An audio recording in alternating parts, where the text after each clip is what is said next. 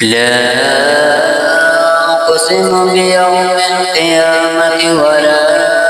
أقسم بالنفس اللوامة أيحسب الإنسان أن لن نجمع عظاما بلى قادرين على أن نسوي بنانا بل يريد الإنسان ليفجر أمامه يسأل أيان يوم القيامة فإذا برق البصر وخسف القمر وجمع الشمس والقمر يقول الإنسان يومئذ أين المفر كلا لا وزر إلى ربك يومئذ المستقر ينبأ الإنسان يومئذ بما قدم وأخر بل الإنسان على نفسه بصيرا ولو ألقى معاذيرا لا تحرك به لسانك لتعجل به إن علينا جمعه وقرآنه فإذا قرأناه فاتبع قرآنه ثم إن علينا بيانه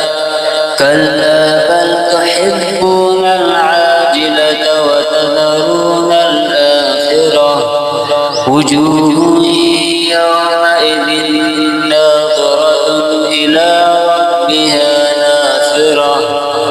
ووجوه يومئذ باسرة تظن أن يفعل بها فاقرة كلا إذا بلغت التراقي وقيل من راق وظن أنه الفراق والتفت الساق بالساق إلى ربك يومئذ المساق فلا صدق ولا صلى ولكن كذب وتولى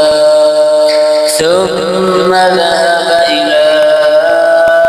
أهله يتمطى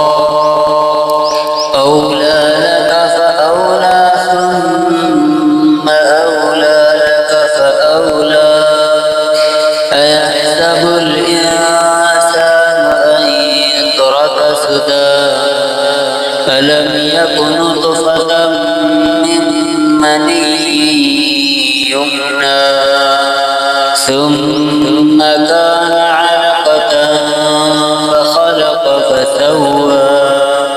فجعل منه الزوجين